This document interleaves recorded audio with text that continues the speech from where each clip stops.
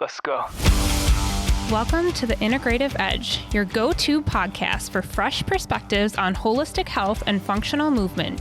Join us as we explore innovative ways to optimize your health naturally and sustainably. I'm Kelly Demers, founder of the Integrative Wellness Coalition and the owner of True North Performance. I'm Lindsay Seefeld, doctor of physical therapy and owner and operator of Uplifted Oncology Rehab. I'm Dr. Kimberly Klimek, licensed pharmacist and owner of Innate Healing and Performance. You can find the show on Spotify, Apple Podcast, or wherever you get your podcasts. Subscribe so you never miss an episode. Welcome back to the Integrative Edge, your podcast where we explore innovative ways to optimize your health naturally and sustainably. I am your host, Kelly Demers, and as always, joined by my two amazing co-hosts, Dr. Lindsay Seefeld and Dr. Kim Klimek. Today, we are diving into something that we all think about, but maybe not soon enough. When we should start taking care of our bodies before something goes wrong. So that's kind of the heart of today's episode. We're going to talk about the differences between prehab and rehab. So I'm going to kick this over to Lindsay right away. Let's start simple. When we say prehab, what does that really mean? Yeah, so I have a great way to look at this. So prehab is prevention. Rehab is restoration. So I'll say that one more time. Prehab is prevention. Rehab is restoration. And so when we're deciphering, so prehab is more of, we're trying to be proactive. We're trying to be preventative. We want to, help the strength, the mobility, the function before the injury or before the surgery. So that's prehab. Rehab is really after like the injury, the surgery, the medical setback. And this is where we're working on restoring the movement, the function, to help the individual return back to a baseline or a better line of health. Mm-hmm. And I think, Kim, you had an interesting take on prehab with regard to, and we were talking about some prehab things related to being athletic or just life in general. Kim, you had a different take on prehab, and I'm hoping you can share that. Yeah. So, I mean, it's like we're thinking about like, when do you want to use prehab? And for me, in terms of like what I do with functional medicine, it's, what Lindsay said for sure. We focus so much on prevention and then also like root cause healing strategies. But I'm often thinking about like many of my clients coming in right now are like pre-pregnancy, focusing on fertility support and perimenopause and menopause timeframes. Like those are huge right now for me in my practice. But yeah, even for myself, I think about like prevention in terms of like the way I exercise intensely with like my triathlon and things like that. I want to make sure all those pillars are in place so that I can prevent any type of injury. And, prepping the body, even like before surgery. Like I have some clients where, I'm just going to use this as an example. I never want my clients to like feel bad if they tell me they're going to go get a surgery or something like that. If they've tried XYZ for a while, it's definitely something near and dear to my heart because it's especially having the history of like endometriosis. Like I know how powerful having that laparoscopic procedure is to actually helping women feel well because they really go in there and just kind of cut it out. But I say, okay, we're going to prep for surgery then, because literally the stronger your body is, the stronger your immune system is, you will recover much more quickly after that surgery compared to anybody else. And you can get back to doing the things that you enjoy. And it doesn't really have to be this fear-based intervention if you do need it. So that's, kind of where I'm coming at, and I'm just kind of supporting them on that journey. Yeah.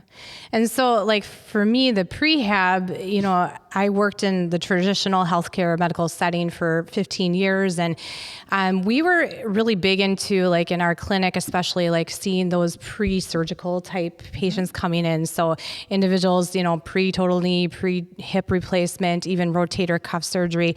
And I definitely have seen like the benefit to prehab because like you can get that baseline, you can work with that therapist to gain as much mobility, as much strength as possible, because honestly then post-surgery, you have an upper hand. Like it really speeds up your recovery, any type of movement, any type of strength that you can achieve before you have that major surgery.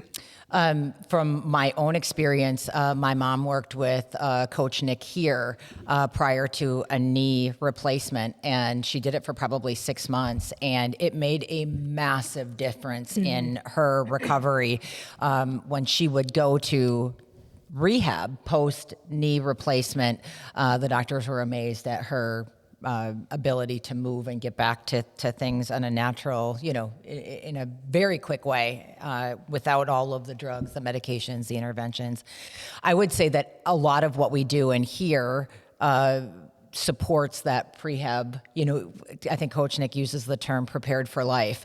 And it's everything that we do in here is really meant to build a strong and resilient body so that you can go out into the world and do those things that you want to do without having life knock you back when you've maybe overexerted yourself. Yeah. And with me working with the oncology realm, I really push my clients to get that prehab. So the time of diagnosis coming in to be evaluated, because, you think about an individual going through cancer, they're going through so much with their body between, the surgeries, the chemo, the radiation, reconstructive type surgeries. And to really have that established baseline, like that's a really important part too with working with a provider, is getting that baseline. So where are you today in regards to the strength, the motion, the balance, the endurance, and like having that concrete, like baseline measurement so that when there maybe is a decline down the road, we can have that kind of concrete evidence like, okay, you did this, before you had the insult. And then, there's a component too with the prehab. It's just like so much education. I think, like that's the heart of what we do, with prehab too, is just like, okay, this is what to expect. It forms like a sense of like comfort, I think, especially when you're working with a clinician or a provider. You get kind of that good relationship. So if there is something down the road, like a surgery or a trauma, you've got that established relationship with your provider and you trust them. You build up that rapport with them. Can you think of a time where someone was ahead of the game in the prehab and really maybe saved themselves some stress later on? Yeah, I think it comes down to that oncology. I've worked with so many individuals coming to me at the time of diagnosis. So it is, let me give an example of, breast cancer. So somebody coming to me with a diagnosis of breast cancer, they haven't gone through all of the, the different surgeries and chemotherapies and radiation. So it's really like sitting down one-on-one and educating, getting those baseline measurements. Okay, like, how is your shoulder range of motion? What is your strength like? What is your pain right now? But it's really giving them the tools to set them up for success. Okay, first you're having surgery. Okay, after surgery, you're gonna be doing this exercise, you're gonna be doing this exercise, you're gonna be, filling yourself with nutrients. And so giving them that good, nice thing that they can take, like they feel like they can, have a sense of control too, because, when you're going through all this cancer journey, I think people feel like they are out of control. Overwhelming. Yeah. And I think when you have that kind of like support like that, it's like, okay, I can go in with this and this is going to support my body. And it's just like any type of prehab, even with you, it's just, it's really knowing you can have a little bit of control and maybe even chaos coming up. So, that's such a good point. Just like having a little bit of control for most people, I think it does help them in that mindset, but it's like really focusing on early intervention so that those outcomes can be what you want them to be, because you can't just guarantee that you get a surgery and it's automatically going to bring you to where you want to be. It's really a poor mindset, I would say. Like, because I think about like early intervention and really balancing some of these like subclinical symptoms for people. Like if you already have underlying inflammation, if you have nutrient deficiencies, if you have hormonal dysregulation, like going into it, the outcomes are generally going to tend to be, poorer than someone who's kind of put all those puzzle pieces together first. Even taking it one step further back and looking at nutrition and just the lifestyle basics, sleep, diet, stress. You touched on it a little bit with mindset, breath work, having a calm central nervous system. That's really going to play a big part in someone that's trying to stay ahead of the game as far as injury and chronic pain. Thoughts on those, on the basics? Yeah, I mean, that's definitely the root of everything. That's what we've been talking about with all of these different episodes. I think having that prehab, that foundation, like you can really set yourself up for success. And in the long run, save, time, save money, save like pain down the road. If you really are set up for, success in the beginning and know those little strategies and tools to support your body through whatever journey that you're partaking in. I love the examples that both of you have given with regard to prehab, because I think for a lot of people hear prehab and automatically think athletics, or they think of athletes, and it's something that we really should all be thinking about, not just someone that's training for the next marathon or the next triathlon. Mm-hmm. If we were to make this super practical, what are a few things someone could start doing this week to support their body, no matter where they are in life or health? Well, I think it's just, movement is so important. I think you have to be so in tuned, and I think we are, in a sense that we know, like if maybe we're declining in certain things in our life, like, oh gosh, my flexibility or my strength or my balance. Like if you can identify like, oh gosh, I'm starting to, like wobble a little bit when I get up, or it's getting harder to get out of a chair. Those are little cues that, okay, like instead of waiting until like I can't get out of a chair, let's start doing and addressing this right now, because I'm telling you, in the long run, it's gonna be so much quicker if we can address when you're starting to get those little signals, like those little whispers. You talk about that, Kelly, all the time. Those little whispers will start telling you, okay, we need to maybe start addressing this now before it becomes a major injury down the road or a chronic illness. For sure. Yeah, I'm gonna always say prioritizing sleep, rest, and restoration and nutrition. Those are like my big ones for sure. Everybody should be doing those. It's always better to address root causes when they're small versus treating for something when something's full blown. Is there a point where prehab starts to feel like maybe it's too much? I mean, how do we keep it realistic and not overwhelming to someone that's listening? Yeah, you just have to you have to set boundaries, I think. Like we could all go if you're majorly training for something, you can go all in on certain things. And, if it's really overtaking your life, it's like, okay, is there certain things I can prioritize a little bit more? And then, working with like a coach or, somebody that can maybe, hone it in a little bit more, especially if you're feeling overwhelming. I do that on my business aspect. There's so many things I can be doing for my business, but to have that coach kind of like, okay, guide me, okay, like this is where you need to start. This is your priority first. So that's where I think having that established coach is so important when you're doing kind of prehab, because they can guide you where you need to start and what's probably the most important place to begin. Yeah, and just kind of like carving the time out, right? Like, what you said, you can get so overwhelmed with all the prehab stuff. For me, I'm just kind of like, okay, like 5 to 10 minutes of my warm up or my morning breath work or whatever, the lymph plate, like that's what it's going to be today. And just kind of being okay with that. And, you can switch the strategies and, I'm kind of like, okay, I'm going to use my sauna. That's only going to be 3-4 times a week. That's what's going to be for that. Like, you don't have to do all the laundry list of things every single day. We're not, those are not the things I tell my clients, because that is like, they'll get overwhelmed when they're just like, oh my goodness, I have to do lymphatic drainage. I have to sweat in the sauna. I got to work out for 30 to 45 minutes a day. Then I got to, I'm always joking, like, it's a full-time job to make your own meals every day. I'm like, goodness, meal prep is good.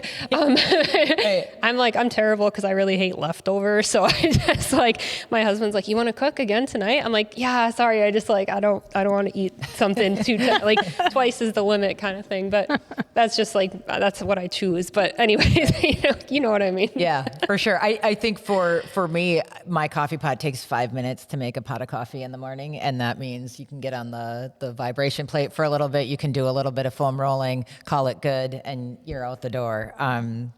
So are there key life transitions, things like becoming a new parent, starting a new job, moving, just aging in general, where prehab becomes even more important?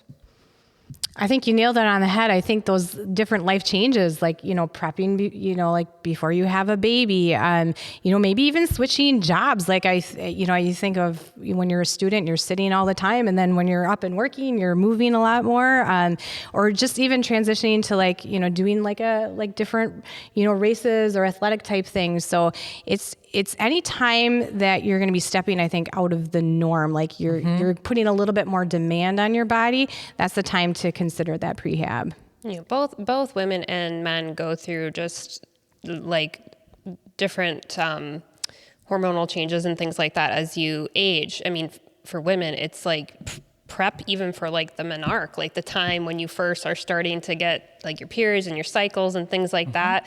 And then you're starting to get into, your 20s, and then there's another transition around the 30s to 50s with like perimenopause and menopause, because we talk so much about that. But all those are like little shifts and transitions. And I'm even thinking about what you just said, Lindsay, like my transition from going from school full time to the real world and like what that actually was like. Cause you realize, okay, the real world is nothing like school. Like everything they tell you, there's like, oh, you're going to get like 20 to 30 minutes with a patient and you're going to sit down and talk to them about all about everything. And then, I go into practice, and especially like outpatient pharmacy with my experiences, it was like, you get maybe 1 or 2 minutes to talk to them about how things, and that's kind of why I do what I do now. Cause I want that extra time, but those are interesting shifts for sure.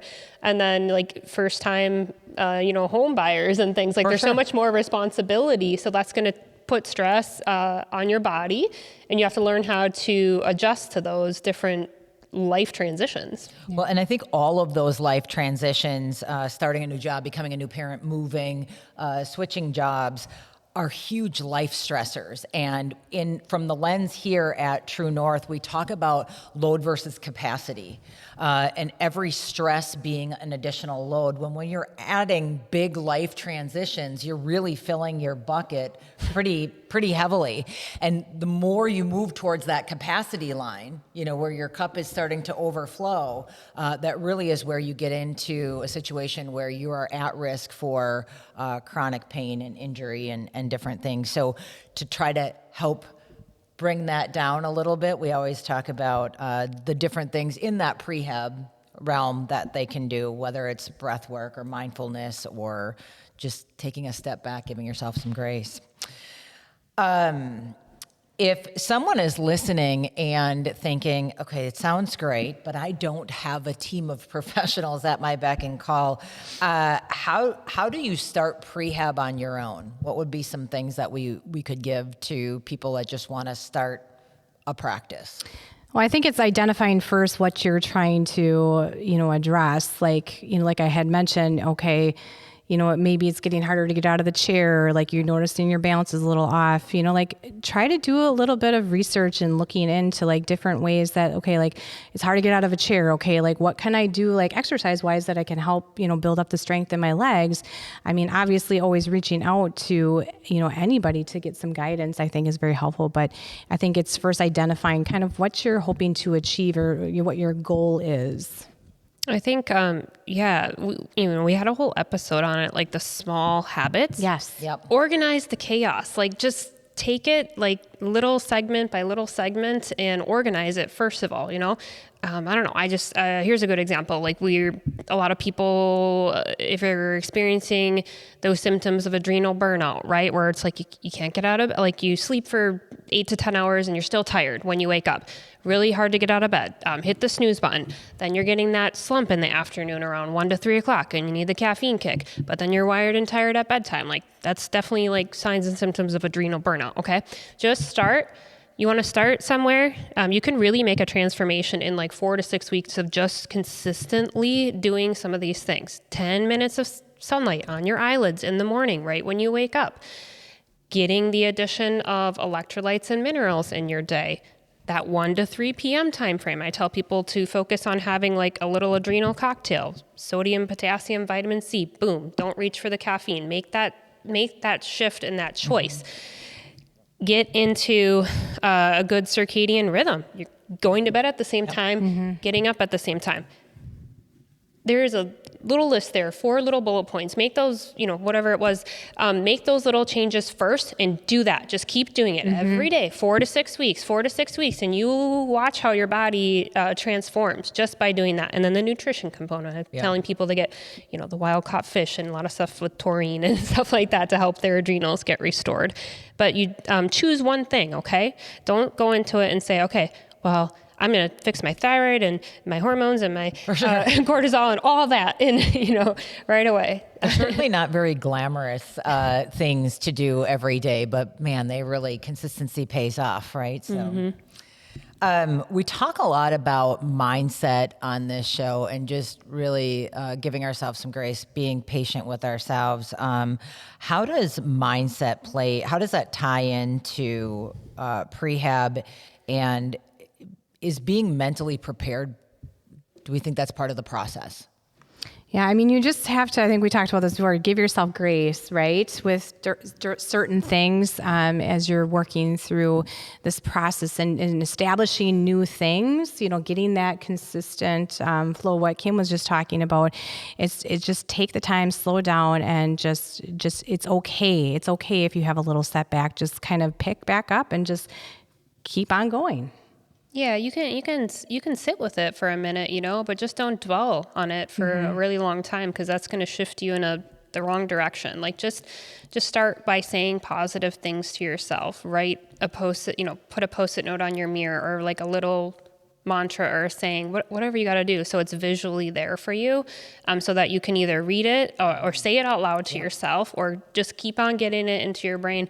I like, my sister is like a registered dietitian, and I love her approach to like nutrition, because she's always just talking about like self-love too, and like your weight and your body image is not your worth, and so I really love that, and I really resonated with it. And I understand, I want people to feel good in their skin too, but it literally starts with your mindset, because if you are saying negative things to yourself every day, if you're nitpicking every little thing, we all have our things, right?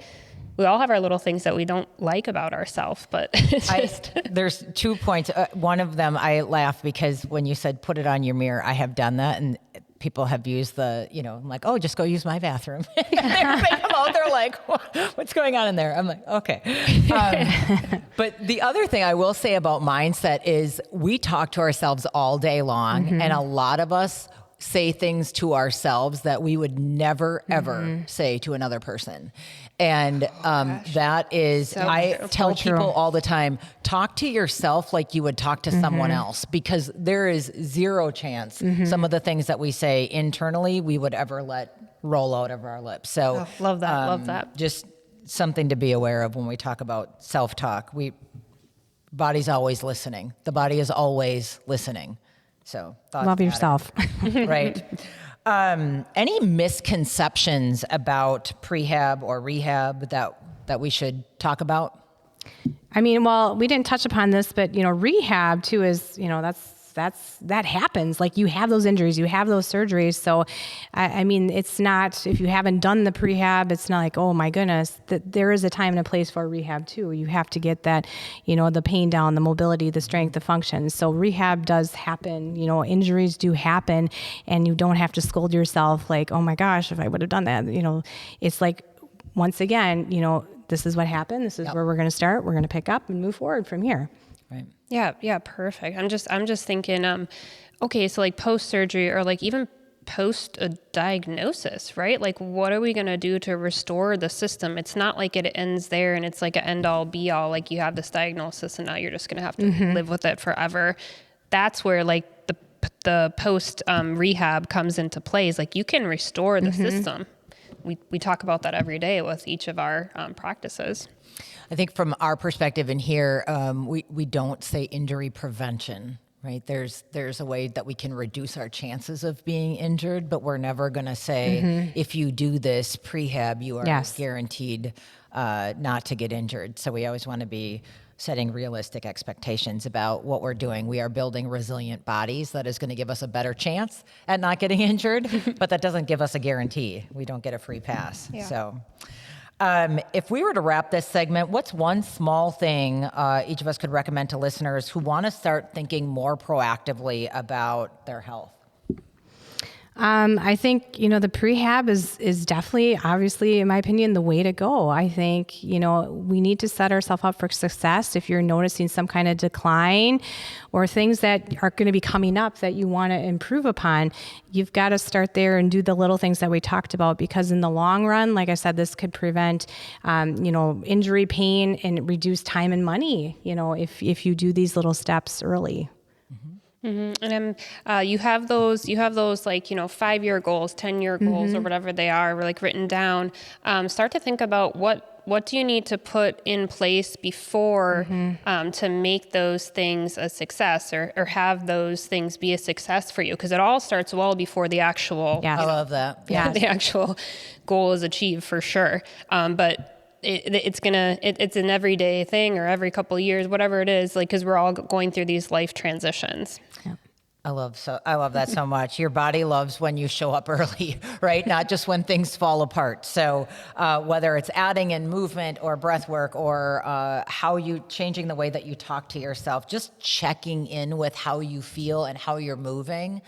Prehab is really about tuning in to your body. So.